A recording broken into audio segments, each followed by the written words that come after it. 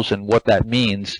To me, professional trading for me means taking minimal risk, and then capturing relatively large gains relative to that risk. Now, that word relative is really important, because if you're a day trader, well, a 5% gain is probably going to be a pretty big gain. But if you're a long-term investor, that wouldn't be, of course. So it's relative to your risk. And then you want to maximize compounding by rolling that over as many times as you can. And again, if you're a shorter-term trader, you're going to have more turnover. You're going to be rolling that over more often. If you're a longer-term investor, it's going to be less often. So it's relative.